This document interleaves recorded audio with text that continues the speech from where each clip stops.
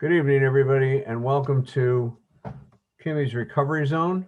We're a recovery community organization, an independent nonprofit organization made up of representatives of local communities of recovery, not only just 12-step members, but all those who support recovery in our community, hospitals, treatment centers, recovery community organizations, halfway houses, and anybody who's trying to help somebody improve the opportunity to create a recovering lifestyle. And that includes a lot of things outside of just traditional recovery organizations. What we do here is we're going to be providing education and outreach programs. Something I'd like to say that currently we have a Narcan education program that's available, and you go to kimmiesrecoveryzone.org and click on the Narcan education link. You can have information of how you can be taught how to administer Narcan to someone who is succumbing to an overdose. And let's move into, I'd like to again welcome everybody to our Alcoholism, Addiction, and the Family series. That is, we're doing this every Tuesday night through April 6th. And this is the benefit of those who have family members who've been impacted by the disease, that are having a difficult time understanding why their loved one behaves the way he or she does. That's one of the best ways to kind of understand that is like one of the most common questions that a family member will ask an addict or an alcoholic is, why can't you just stop? And that really is a telltale sign that we are not doing enough of a job to try and explain how addiction is a disease and why they can't. So learning how to effectively support someone is very important here. And we're certainly going to try and do that through the various topics through these next 5 weeks. A lot of people have questions about the effect and impact of addiction on their loved ones and their families.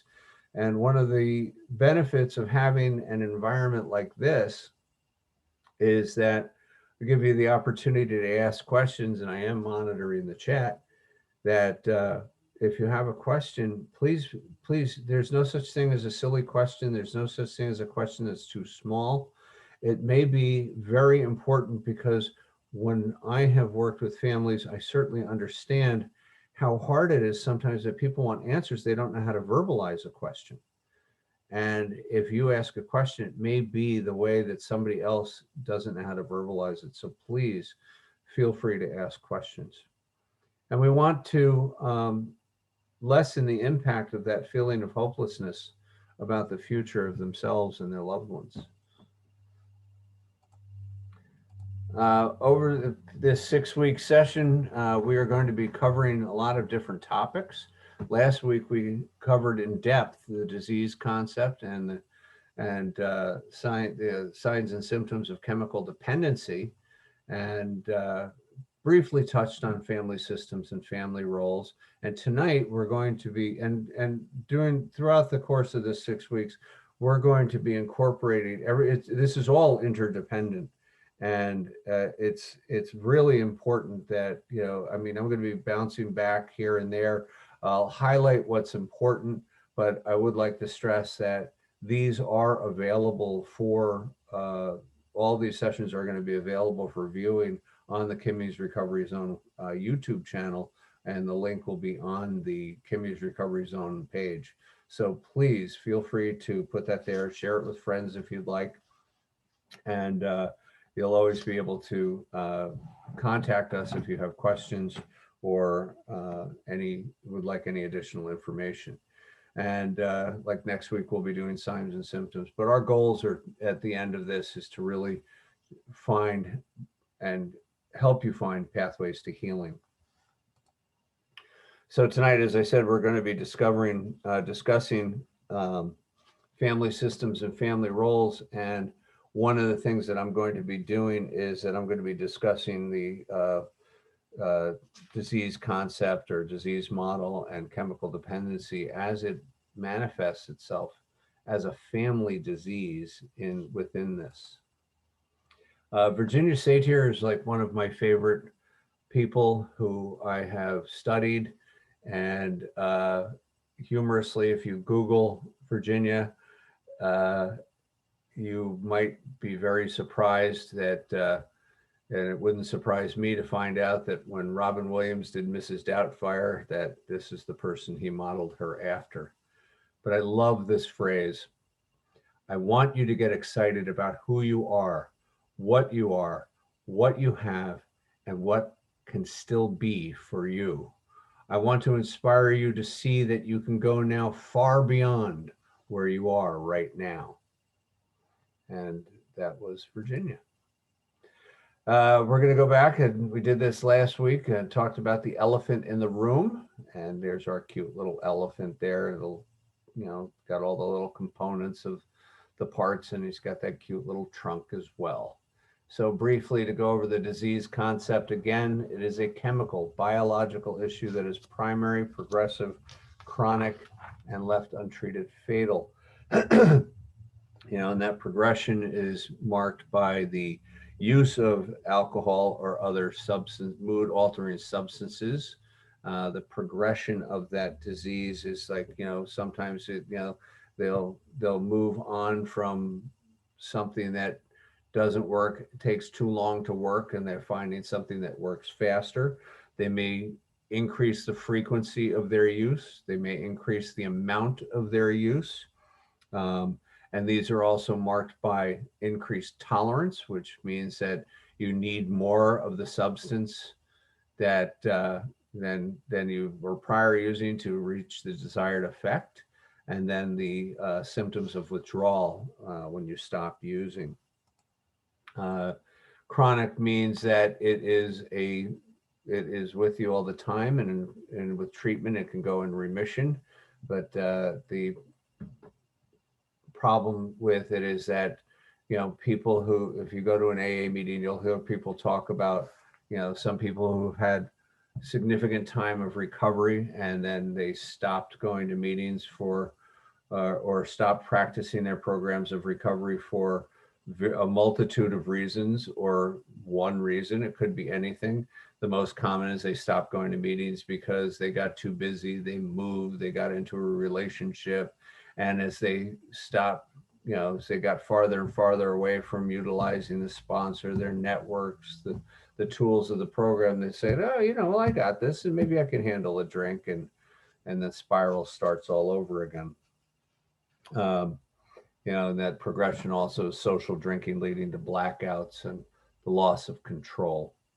It has biological, environmental, and genetic and neurological sources of origin. It is a brain chemistry disorder. It is, it's almost like you have something living inside you that's telling you what to do and controlling you. The origins of, the family disease being the genetic, it gets passed down in the family. Environmental being in places where drinking is prevalent, and then there's the actual use where there are certain mood altering substances where you can use once and you become addicted. Heroin, crack cocaine, methamphetamines, and not too distant fourth is actually alcohol. It also fits the traditional medical model of disease, which requires that only an abnormal condition be present in a person that causes discomfort or dysfunction or distress, and that there is a course of treatment to relieve those symptoms and either cure it or put it in remission. And in this case, it's more about remission. Now, here's something to really understand, is that this is the family disease characteristics of the disease concept are very similar to the disease concept characteristics for a dependent individual. And, the one difference is that the enabling or active use by other family members. And we're going to get into this in greater depth in later slides, but the active use of other members. I mean, there are other members or the progression of this disease because it's genetic, environmental, where other people are starting to utilize alcohol or other substances to relieve their own emotional distress. And the fact that everyone can be an enabler in the family, and we'll explain that as we go into greater depth as well, not just the person who's in the role of the enabler. It leads to impairment in behavioral control. You're going to find as we get into this that as we explain this, why emotions and behaviors are altered by this disease in an affected family. That members can and sometimes are more likely to be functionally or psychiatrically sicker than the primary addict, thereby affecting the outcome of recovery for all.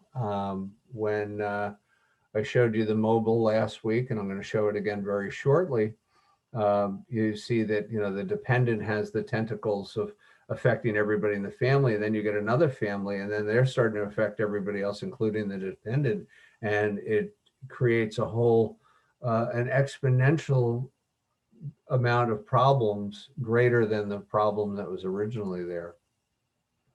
The diminished recognition of significant problems with one's behaviors and interpersonal relationships. To briefly sum that up, that would be called denial. And he's saying, what problem? I'm not hurting anybody. I'm just, leave me alone. And it just, it creates that dysfunctional emotional response, but also dysfunctional emotional responses to other things that are going on inside and outside of the family unit or even the household. There could be not just the nuclear family, it could be extended family, it could be friends, it could be work, it could be, just how to handle crises and situations that go on all with everyone. And they all manifest in the dysfunction of the family system. And these are going to be more explored later on next session, next week, when we start talking about signs and symptoms as well. Now, understanding the family systems, this is important. We talked about this before, and I want to get into this. And this is really a general view of how a family system functions. And I'm not necessarily talking about a dysfunctional family, but just a healthy family, a normal family, that it's made up of multiple parts. They're all linked together in particular ways to accomplish common goals and to exist and work together. And that the functioning of everybody in the family are governed and structured by family rules. And those rules are the things that we're going to get into that. We're going to talk about healthy rules and unhealthy rules and the different types of rules as well. But in this thing, functioning of how a family unit works are structured by different rules. And it's not set rules. So when these rules perform 4 broad functions of the family system: to establish attitudes, expectations, values, and goals. Okay, and this is how the free flowing of ideas, the growth, the responsibility, accountability, and like one of the things is parents always want better for their children. So this is this is how a family system should operate: happy, healthy, and achieve and to grow. The determination of authority, how it will be used, and how the family is expected to respond to that authority. Now, authority here doesn't necessarily just mean, that dad's in charge or mom's in charge and, what they say goes. Its authority is when any family member has a need or a crisis that is that determines that the attention needs to be focused on that individual, and how everybody reacts to that and how they all respond to it. And it's a very dynamic authority, a power. And again, it's not just, flowing downhill. To understand and anticipate how families will deal with change within the family unit and in relationship with the outside world. What this means is that, you know, families change and evolve. Kids grow up. People die, people move away. You change jobs, you may have to move to another town. There are situations that, you know, happen, natural disasters, seasons, holidays, events. Then there's, you know, uh, relationship with the outside world, people getting married, you know, things going on in the neighborhood, politics. There's a lot of things that, you know, how they understand and how they deal with that. And then how to dictate each family member communicates with one another and what they communicate about. Now, one of the rules of a healthy family is say what you mean what you say, and don't say it mean. Now, this is really important, that, you know, being able to be validated, to be heard, and we're going to get into this again a little later, but this is very important because the three most governing rules in an unhealthy family unit, especially when it comes to communication or attitudes or authority, or understanding and dealing with change, is don't talk, don't trust, and don't feel. And we're going to get into this, into some much greater depth in just a couple of minutes. But again, the family system. Look at our friend, the little mobile hanging here. Now you got dad in the yellow, mom in blue. You got, you know, some kids and maybe the puppy, and then you got the triplets over there, and you know, they're the family unit is supposed to be flexible. You know that when an ill wind blows and it moves, you know, the mobile returns back to its equilibrium. So the rules governing how everybody deals with each other are symbolic of those rods or those branches that are attached to each family unit. And again, it's the analogy is that it's ever moving yet ever returning to equilibrium. Now, when I was talking about the family rules, there's you know, three general areas about rules. With now I've got human rules versus inhuman rules, and this whole thing that we're going to go through is a great example of don't talk, don't trust, and don't feel. And you'll see what I'm talking about as I get into this. Now, the human rules of a healthy family. The rules are made for the benefit of the whole family, not just the person making the rule. And again, the rule maker isn't dad or mom. It's, you know, whoever's needs are greatest at that moment, or um, whatever it may be. You know, the rule maker can be kind of outside the family. You know, again, like a disaster or something. Who's going to take charge and you know, lead them to back to equilibrium, whatever that may be. Accepting each person as they are, human, that they have feelings, that you're going to make mistakes, but you're not going to be condemned for it. You're going to certainly be doing your best, trying to be a part of, and everybody's validated in the family. Everybody respects each other's part in that family, no matter what they may be in the pecking order. Now, inhuman rules are only for the good of the person, you know, who is making the rules. And in this case, it would be the dependent. And we're going to get into those a little later and really explaining about what those inhuman rules are. You know, do as I say, don't do as I do. Do as I say, not as I do. And that's a very popular way of explaining that first one. Unrealistic and impossible to keep. Asking a child to do things that a child shouldn't be doing. You know, caretaking, cleaning, parenting. And it's, you know, kids should be kids, or asking people who are, you know, a little older, maybe adolescents or young adults, to, you know, struggle with apply entirely different value system. Encouraging through actions and behaviors, dishonesty and manipulation with others to avoid punishment or rejection. And the dependent doesn't want to get in trouble, so they're Their behavior is going to be demonstrating lying and manipulating so that they don't get into trouble, or they're making sure that they still have control. And through that, they're encouraging dishonesty with each person's self, to avoid the guilt that that person's going to take on. Then there's flexible rules versus rigid rules. Okay, flexible rules are applied with appreciation for everybody's needs and capabilities in the families, differences in circumstances of whether or not, it doesn't matter where they are in the pecking order, but it's like, somebody has a need that, we can flow with this, going with the flow. Accepting and encouraging change as a source of growth. Wow, that's powerful.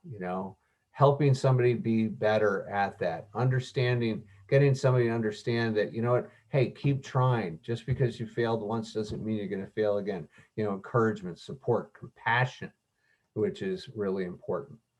The rigid rules make no allowances for difference in people or circumstances, and discouraging change, and to a threat to the status quo.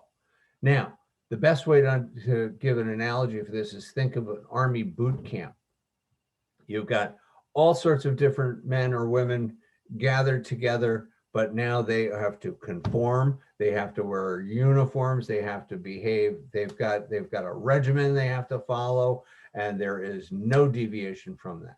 So, I mean, the rigid rules, that's the best way to explain it, to give an analogy, because this is what happens in a dysfunctional family system where somebody is not making any allowance for deviation. Open systems versus closed systems. This is important because an open system is just that, open. It is a free flow of communication between all the family members. There's no judgment, there's no threats.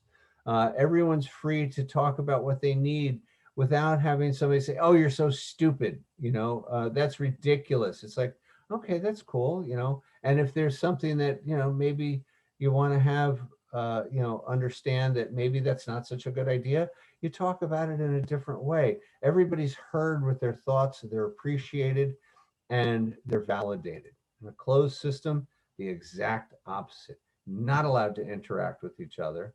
And when you're not allowed to interact with the other, or you get shut down by saying, oh, that's so stupid, everybody's going to start bottling up their feelings, and they're not going to be expressing themselves the way they need to.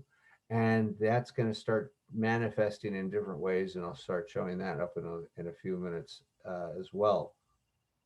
And communication from outside the nuclear family system, whether it's extended family, neighbors, friends, people at work that you might be associating with, okay, it's limited because they don't want to make that change of everybody becoming healthy.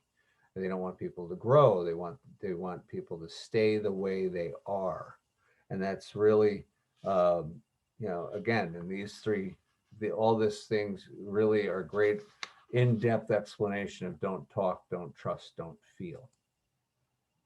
Now we're going to get into those rules that are so rigid and really define how a dysfunctional family is going on. And this paradox is that as the dependent person loses more control and power over their own life, their disease is progressing, taking them closer and closer to whatever bottom they may be heading towards.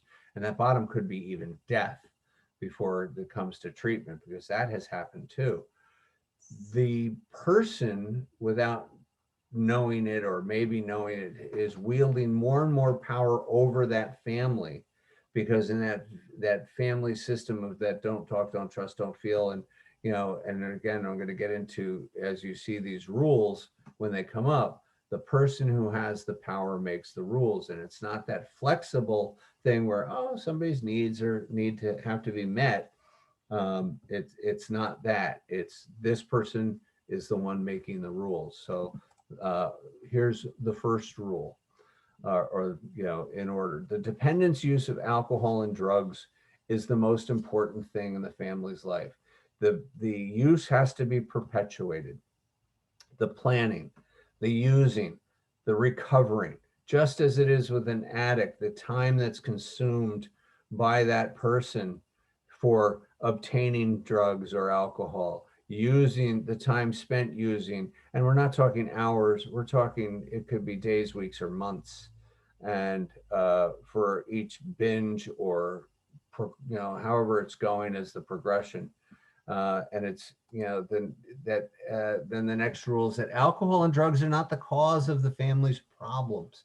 There's the blame shifting here, or it's, the denial, that, oh, my drinking isn't hurting anybody. It's, if it wasn't for the economy, I wouldn't have this problem. And that leads into this next one where someone or something else is causing it. So they're not responsible. And this is that blame shifting and protection of the drinking. And, and that the status quo must be maintained at all costs. This is the rigidity of those rules. It's like, my way, there is no right way or wrong way. There's only my way. And that's the alcoholic way. And the other rule is that everyone in the family must be an enabler. And as I said before about the disease characteristics, where enabling and dependency grow in the family, everyone other than just the person in the role of the enabler is doing something to cover up, create alibis, lie, lying, just everything's fine, and you're gonna hear that again more often as well.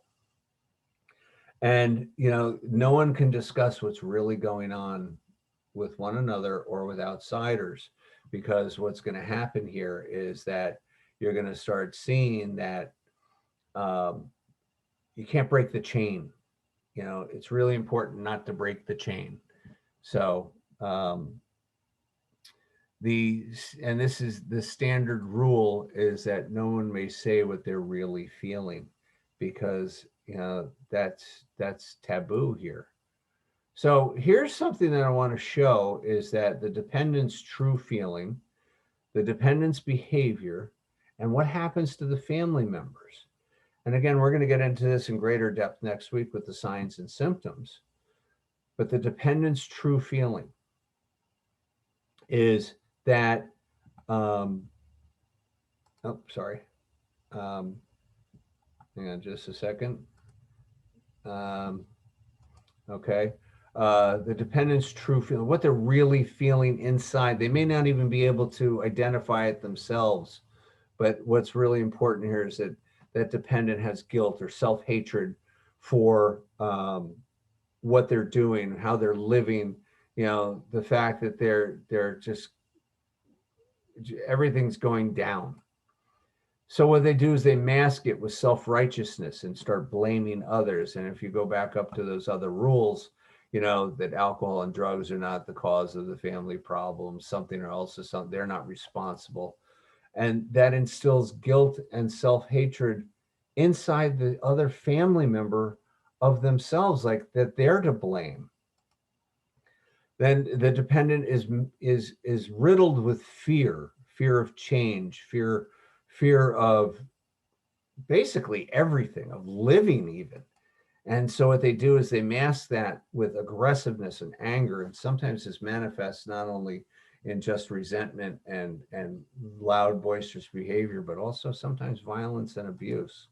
And what that does is that instills fear to the family members themselves.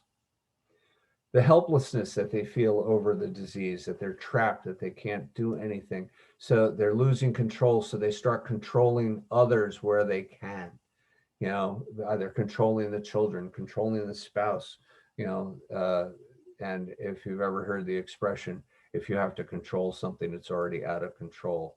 But this leads, that all that implication of controlling others makes the other person feel helpless themselves. They're hurt. They're hurting. They're hurt. And what they do is this is manifested in abusiveness.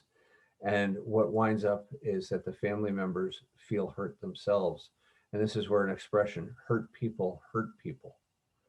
And this is where part of that downward spiral becomes more and more dangerous.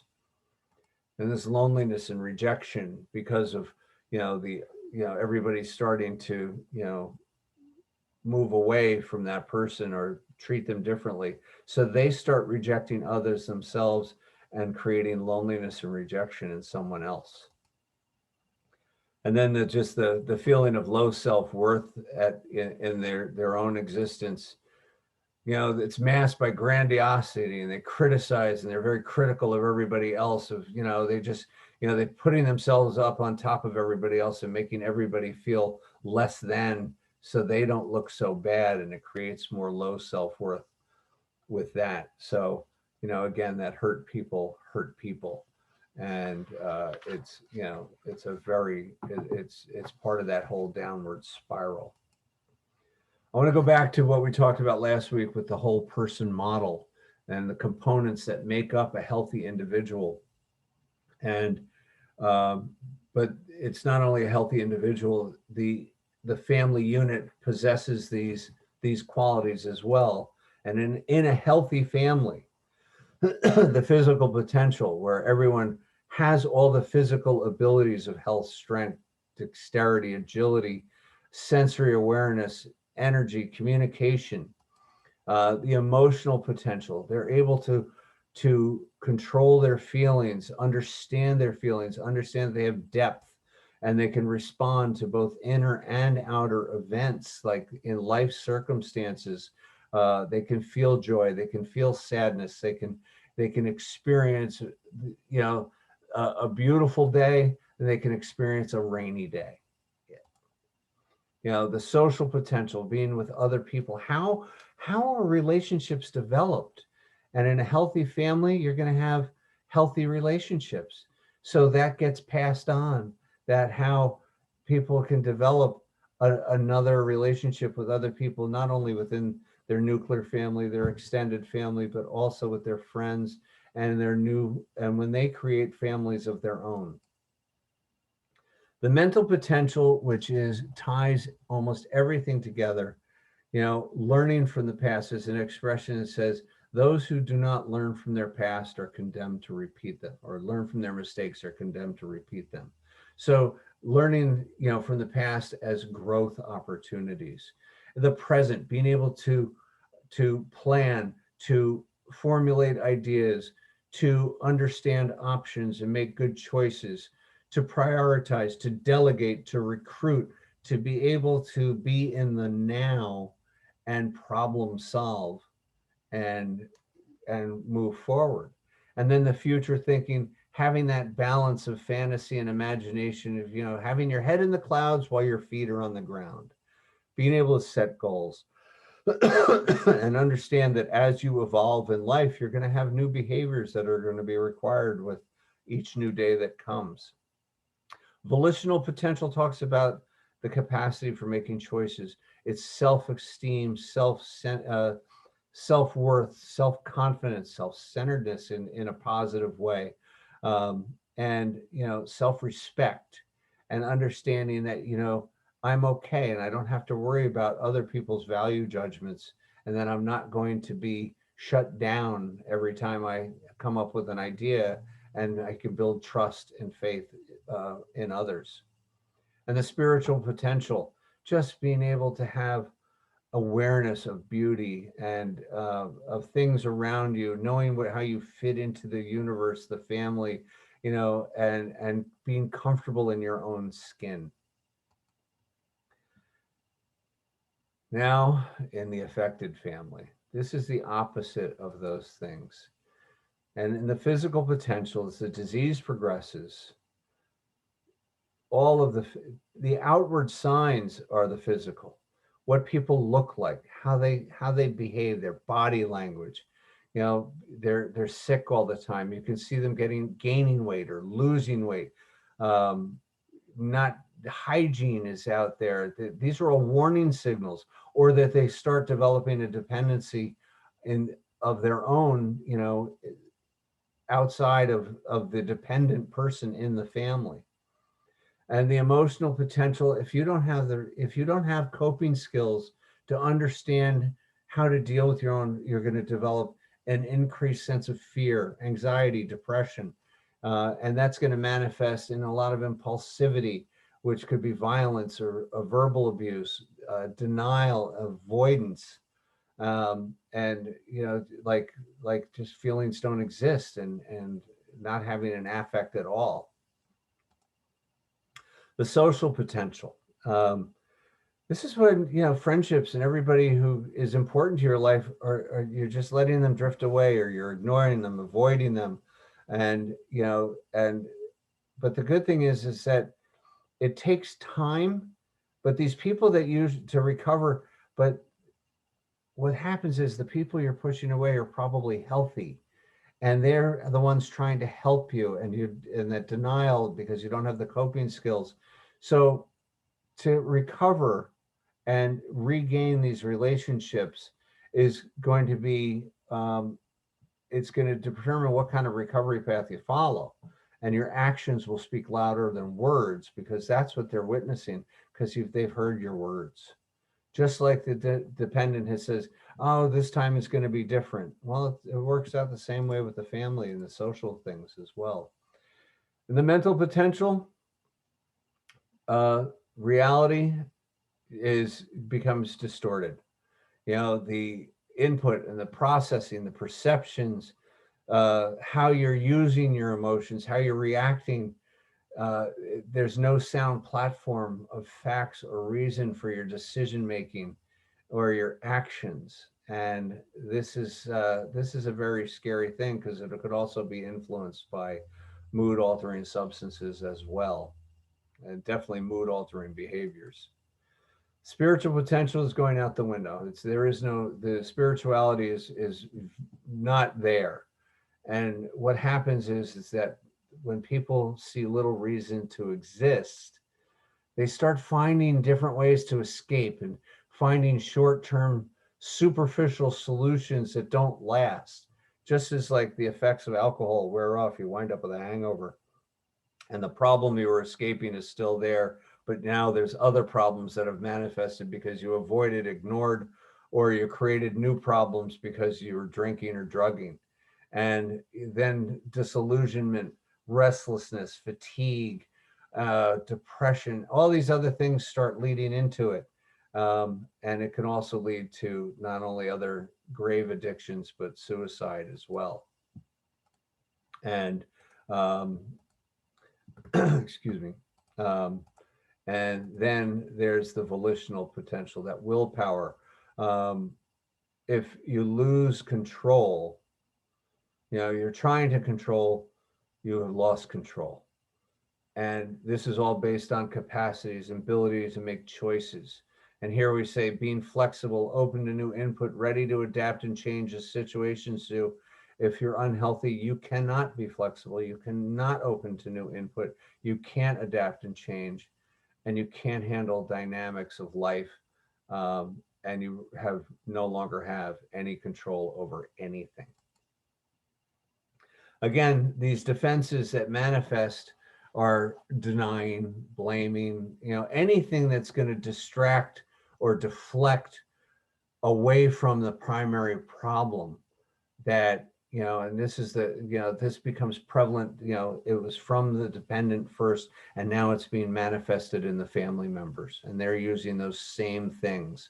And again, we're going to get into this next week with the signs and symptoms.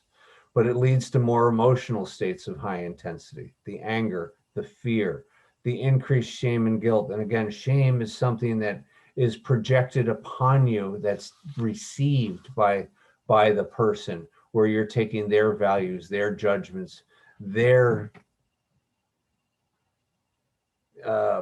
limitations, and saying, oh, you're foolish for trying that stuff. What are you doing that for? It's like, what are you, nuts, and all that stuff. And you develop that guilt out of your own behaviors. Anger leading to hostility and resentments, and also manifesting in violence and real impulsive behaviors. And then the fear leading to anxiety, tension, shame, and guilt as well. And then the feelings of worthlessness and remorse they've become not only prevalent, but perpetual. And then the depression that just starts setting in about the hopelessness and the worthlessness just alters the complete family unit. All right, now I want to get into the family roles. We touched upon this last week. All right, but I want to set something up for you. All right, now one of the challenges of when we do a family program with a lot of people, I've got to usually have a larger audience sitting with me of family members of, in treatment centers, and it's made up of the family members and the dependent persons, the addicts or the alcoholics. And what we do is I ask for volunteers, and it's very challenging to do it in a virtual environment because, you kind of lose some of the effect, but I'm going to try and set this up for you. So what I want to do is I'm going to pretend that I've asked a person from our audience here to become the dependent. Okay. The dependent is the central focus of this particular family unit. And we're going to use just a basic family unit here with the dependent being the alcoholic or addict. And, that's in the throes of the progression of their using. And we're going to give this person a line. And that line is, get me a drink. Okay. So let me hear you say it. Get me a drink. There's the dependent. Get me a drink. Get me a drink. Get me a drink. Says this to all the family members. Get me a drink. Then the enabler. The enabler is usually the spouse or the person closest to that the dependent. It could be parents. It could be a roommate. It could be a lover. An oldest child in a single family household. It could be another family member. Depending on what's going on under that roof. And that enabler is the one that's the primary person that's doing, denying anything's wrong. They're not taking care of themselves. Their hair is disheveled, their clothes, they're not bathing, they're not shaving, whatever it may be. And they're protecting. So that person's line is, everything's fine. Everything's fine. Everything's fine. Everything's fine.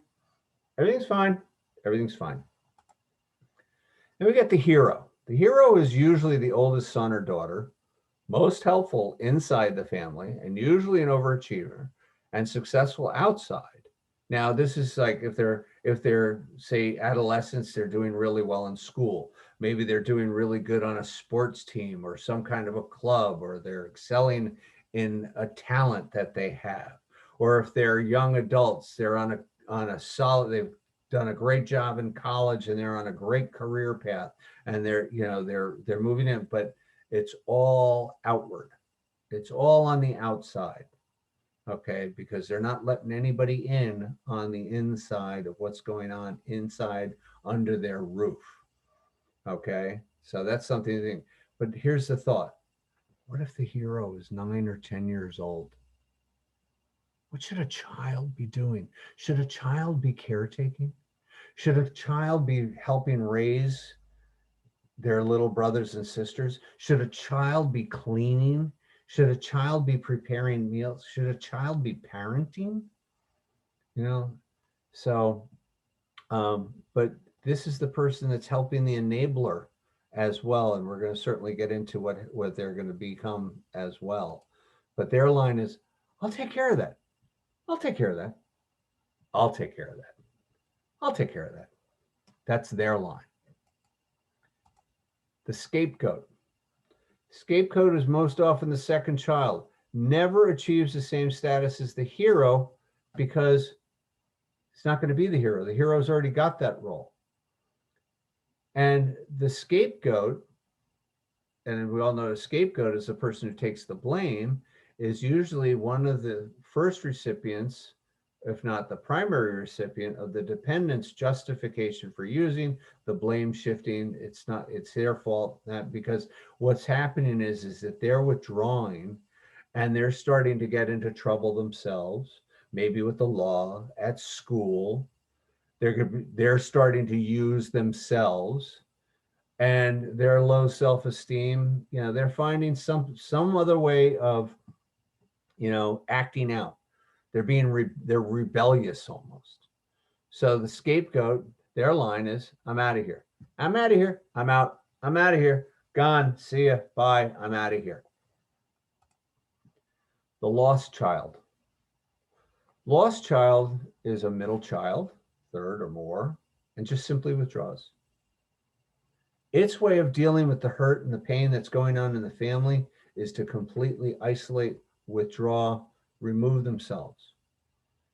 Now, when we're doing our little scene here, I'll take the lost child and I'll sit them over there, six to 10 feet away from this gathering of all the family members with their lines. I'm out of here. Get me a drink. I got that. I'll take care of it. Everything's fine. Now, what's the lost? The lost child doesn't have any lines. They're withdrawn. They're out of the picture. They've removed themselves. And then there's the mascot, usually the youngest child, vying for attention by seeking attention that's distracting and lighthearted.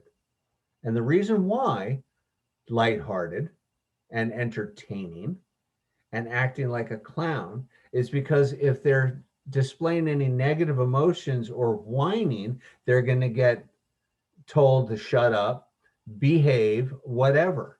Whereas when they say things, when they're being attention and clowning around, they think that they're keeping the dysfunctional family intact because everybody's attention is consistently together.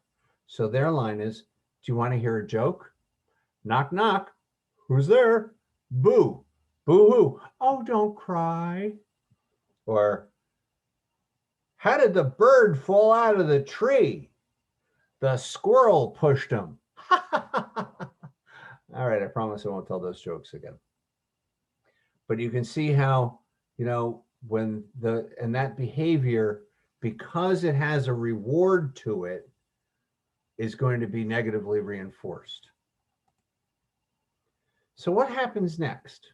Okay, couple of things. First off, all these family roles, and families are different. These roles change. People can move into different roles in the family.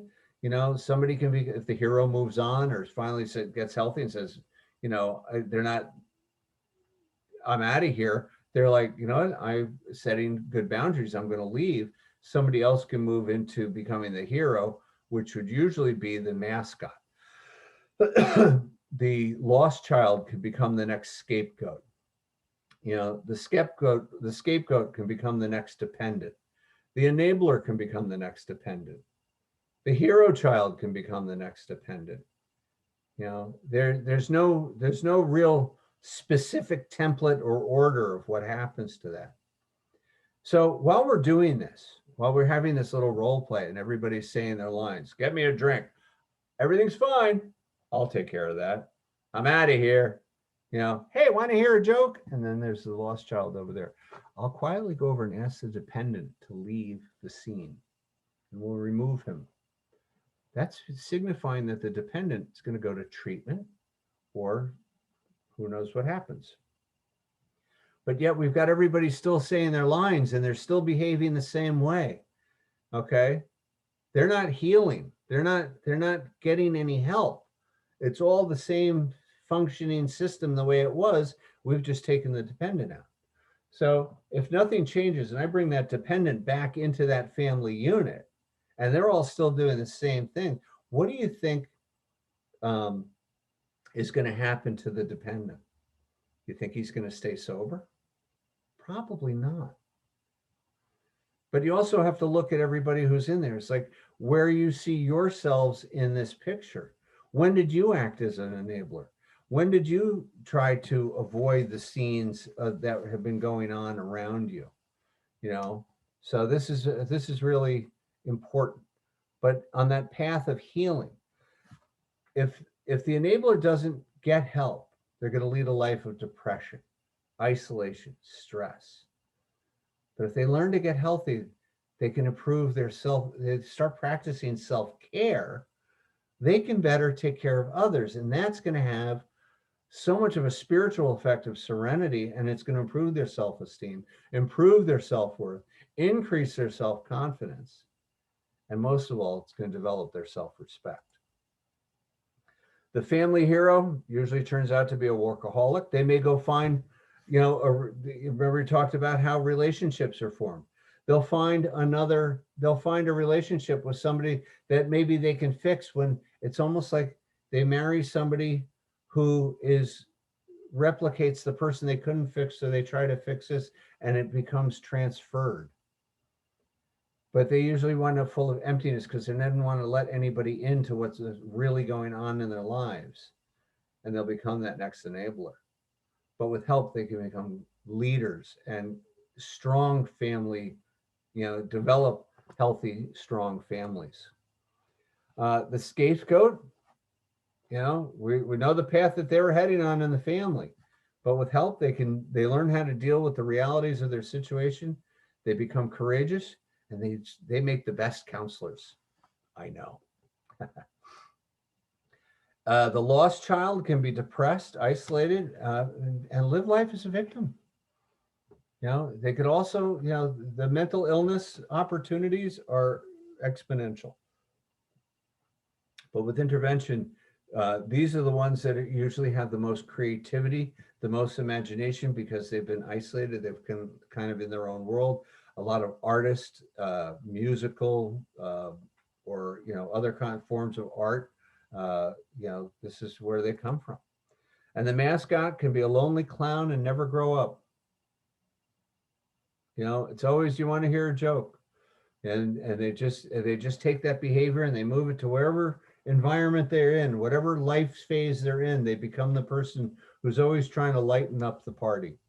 Okay, but with help, they start learning how to do real problem solving, and they can be outgoing and personal. Become great salespeople. But they can still be the life of the party. And this is really important because one of the things I want to do is I just want to show you this table here, because this really gives when I asked you where you saw yourself, so you can kind of look about what role you're in, what are your motivating feelings, how to identify what the symptoms of those feelings are, because this is you've got the internal and then the outward expression of what that symptom is. This is the behavior that's attached to it.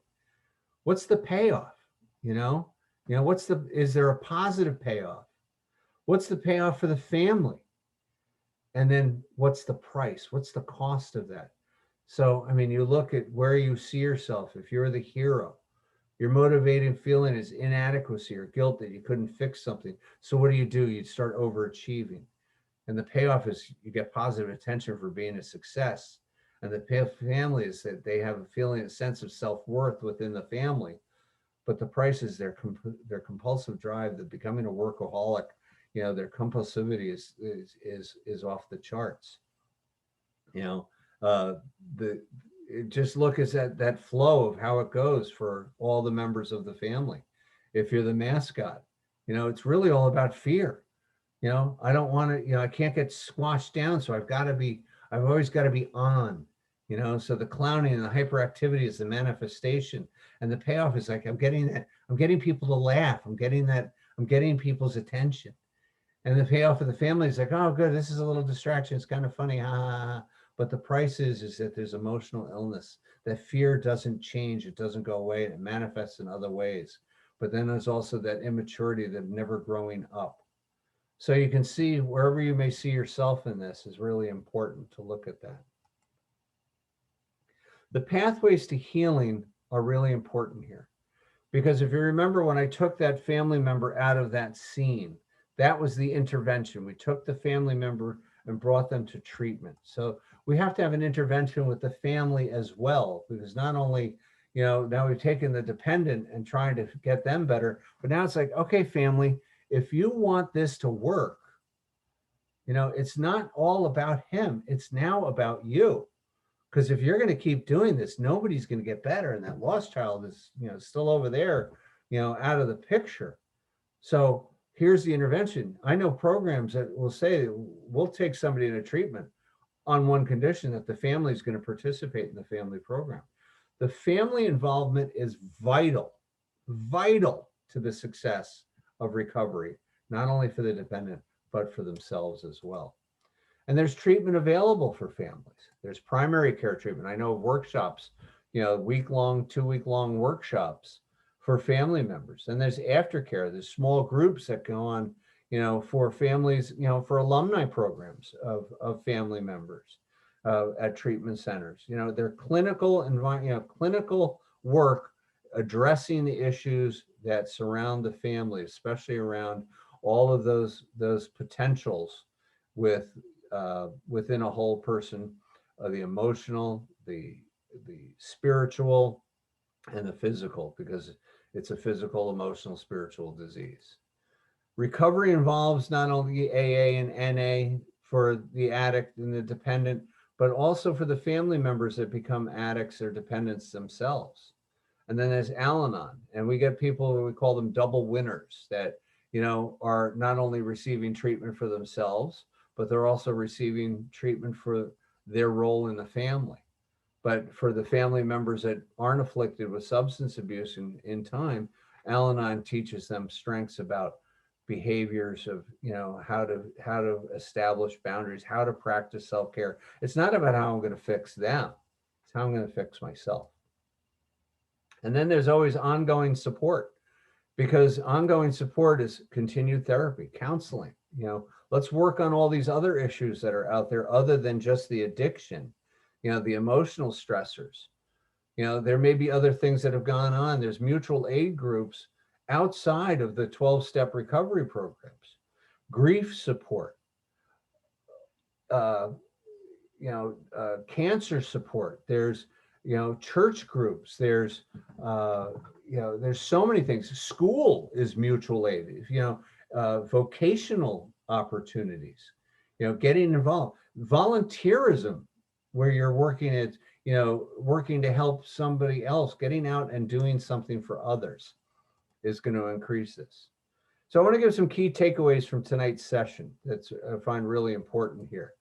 Is that, once again, chemical dependency is the elephant sitting in the living room, which nobody talks about. Don't talk, don't trust, don't feel. Basic rules of the family.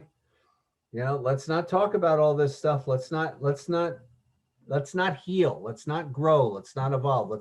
Let's stay stagnant and stuck in this closed system that we have become so comfortable in. And you may think it's something you did. It's not. It's definitely not. You're not to blame. And no one can make you do what you don't want to do. And to get people to unlearn that behavior, that you don't have to behave that way if you don't want to, you don't have to. So something I like to say is that, introducing this is like, I ask clients right off the bat, has anyone ever given you permission to not know what you don't know? How do we develop the coping skills? How do we develop healthy boundaries for ourselves? And this is where we start leading to that. So remember these key tenets of family recovery. You didn't cause it, you can't control it, and you can't cure it. Vital information here.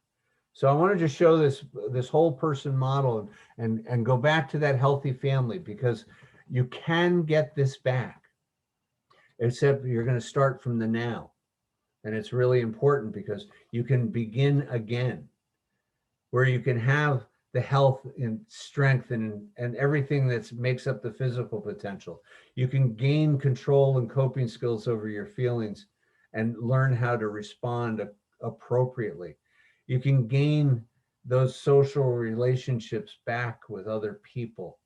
You can get your thinking and learn from the experiences and plan for the future and develop from that and grow. And you have the capacity for making choices. You have the self-confidence, you have the self-will, you have the self-worth, you have the self-esteem, and most of all, you have the self-respect for your ability in doing and capacity for doing things.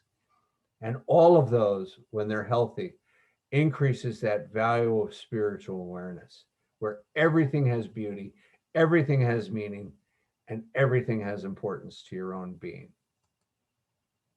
So remember this, just like that mobile, where you're going to come back and find that new equilibrium.